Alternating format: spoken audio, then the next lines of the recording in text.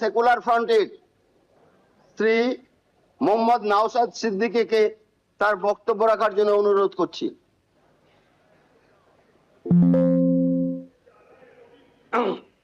ধন্যবাদ speaker sir.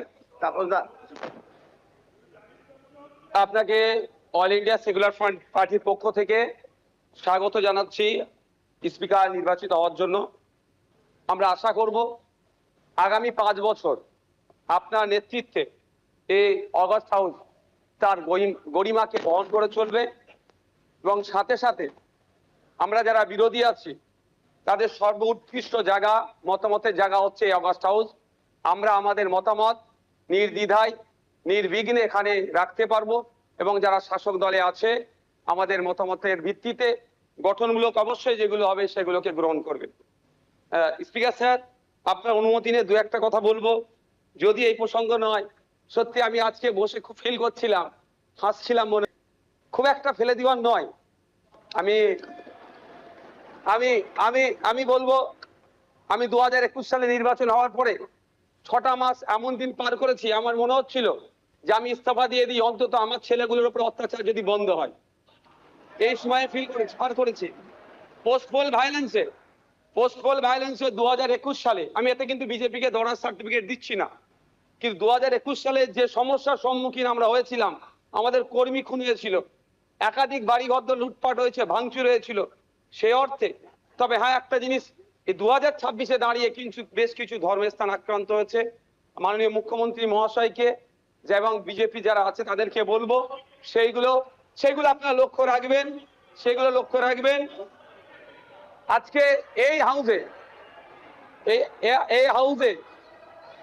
হাউসে যে কথা চালাচালি হচ্ছে, আমি বসে বসে ফিল করছিলাম, সময় গিয়েছে আমাদের বক্তব্য, বিরোধীদের বক্তব্য শাসকের পছন্দ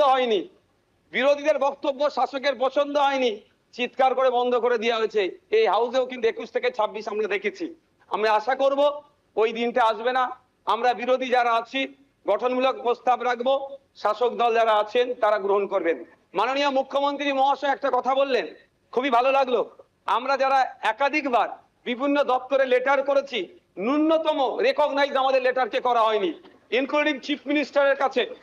আজকে যে কথা বলেছেন এটাকে আমি স্বাগত জানাচ্ছি, যে উনি অন্তত কথা বলেছেন যে মিনিস্টাররাও রিকগনাইজ করবে, অর্থাৎ প্রাপ্তি স্বীকার করবে। আর একটা কথা উনি বলেছেন, অল্প হলেও কাজ করব। আমরা বিরোধী, আমরা পজিটিভ কথা বলবো, রাজ্যের স্বার্থে বলবো, রাজ্যের জনগণের স্বার্থে বলবো। অহেতুক বিরোধিতা করার জন্য বিরোধিতা আমরা করব না। সুতরাং মুখ্যমন্ত্রী মহাশয়কে বলবো, অল্প নয়, আমরা যেগুলো আর্গুমেন্ট করব, আমরা যে ডিমান্ডগুলো রাখবো, ব্যক্তি স্বার্থের জন্য নয়, মানুষের স্বার্থে, নির্বাচিত হয়ে এসেছি তাদের স্বার্থে, সেগুলো আপনি পুরোপুরি যদি আমাদের জন্য, বাংলার মানুষের জন্য করেন, আমরা আপনার কাছে অবশ্যই কৃতজ্ঞ থাকবো। আবারও মুখ্যমন্ত্রী মহাশয়কে ধন্যবাদ জানাবো। দীর্ঘদিনের স্বপ্ন এটা আমাদের সকলেরই, যে আমাদেরকে নির্বাচিত করে এই হাউসের মধ্যে পাঠাচ্ছে। মাসের শেষে আমরা 1,21,000 টাকা নিয়ে বাড়ি যাচ্ছি। আমরা সেই জনগণের জন্য কি রোল প্লে করছি, কি বক্তব্য দিচ্ছে হাউসের মধ্যে, না হাউসের মধ্যে এসে শুধু সময় কাটিয়ে চলে যাচ্ছি।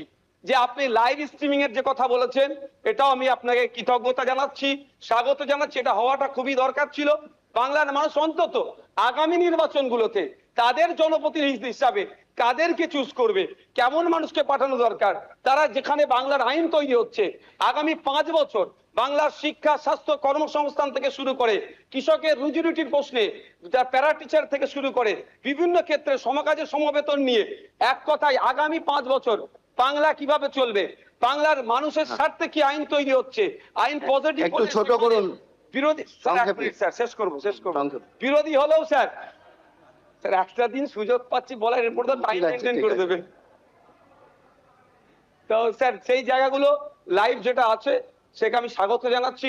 আমি আবারও আপনাকে ধন্যবাদ জানিয়ে বলবো, বহুদলীয় যে গণতন্ত্র আছে সেটার পূর্ণ মর্যাদা দিয়ে আমাদের মতো ছোট্ট যারা বিরোধী আছি তাদেরকে পরিসর দেবেন। ধন্যবাদ স্যার।